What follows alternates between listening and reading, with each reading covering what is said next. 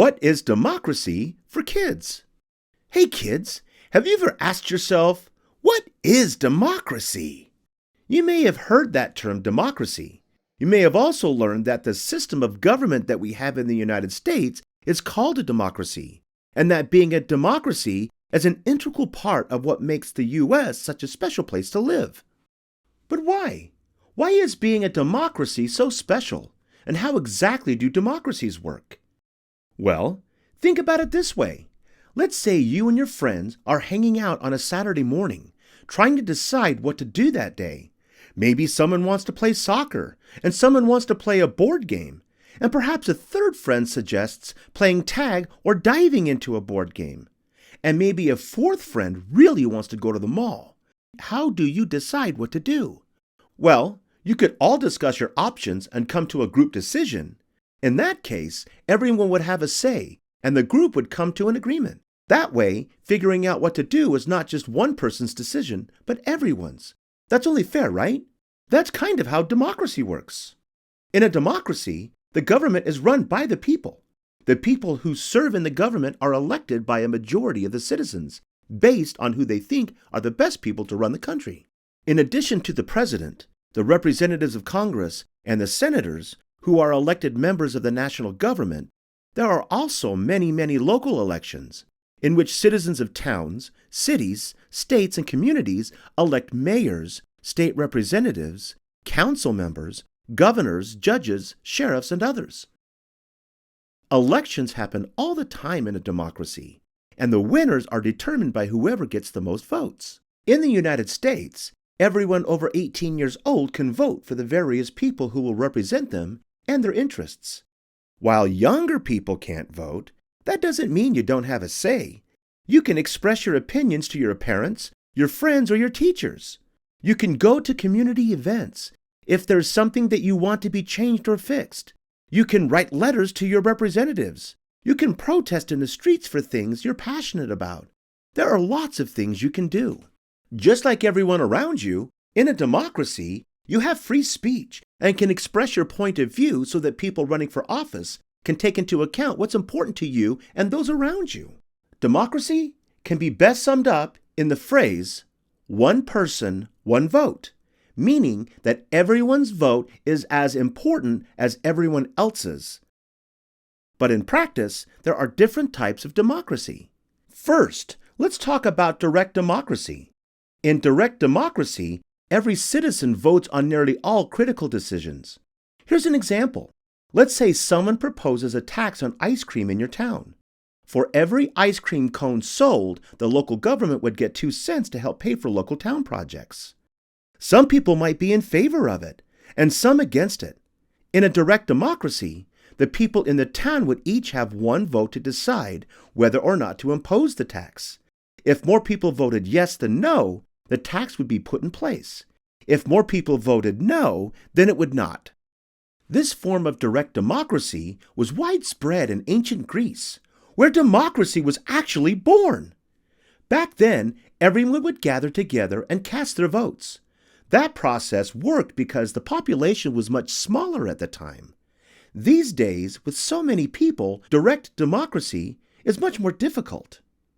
Can you imagine getting all 150 million people to vote at the same time for every little decision that needs to be made about the country?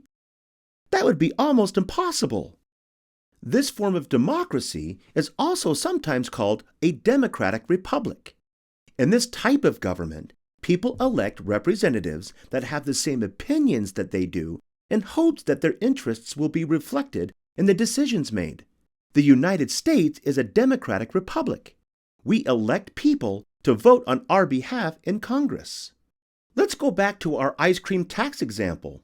In a representative democracy or a democratic republic, each citizen wouldn't vote on whether the tax would be imposed, but instead, their representatives would do it. So the people that the citizens elected would make the final decision about the tax. In your school, you may see both types of democracy in action. Your whole class might vote on something like what kind of cake to have for a student's birthday. Here, each kid would get an equal vote. That would be direct democracy. Or for more significant issues, like whether to have a school dance on Friday or Saturday night, you might have a student council that was elected by the students make that decision on behalf of everyone. That would be a representative democracy. In both forms of democracy, everyone gets a voice. That equal vote is the unique thing about this system of government. So, what are some of the other common characteristics of democracies? In all democracies, there are free elections. This means everyone gets a secret vote, meaning they're free to vote for whoever or whatever is on the ballot, or even write someone else in, without interference from elected officials. In the United States, you must be 18 years old to vote. Democracies also feature something called majority rule. In majority rule, whoever gets the most votes wins. When representatives do the voting, whichever group gets the majority wins. Majority means more than 50% or half of the votes. In the United States system of government, representatives are not allowed to vote to change our individual rights. We have the freedom of religion, for example, so representatives can't vote to change that or other personal freedoms in our Constitution. Most democracies also have term limits, meaning someone can't rule forever. The U.S. president can only serve for 2 terms. In some states, there are other rules about how long people can serve. Also, in a healthy democracy, every elected official is bound by something called checks and balances, meaning they can't abuse power because others in the government are making sure they don't. Finally, every democracy is made up of citizens. For a democracy to thrive and be successful, the citizens who live there must be willing to do their part, which means they get involved, speak out, and most importantly, vote. They need to know who they're voting for, understand the issues, and voice their opinions. In this way, whatever is in the best interest of the people will be reflected in the people elected. So, in summary, why is democracy so great? Generally, people who live in a democracy have more freedom and rights than in countries that are not democracies.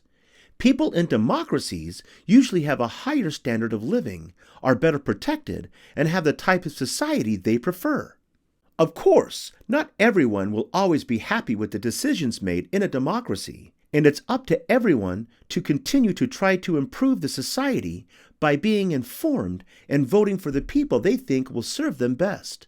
When an election rolls around, people get a new chance to vote for the people they want to lead the country.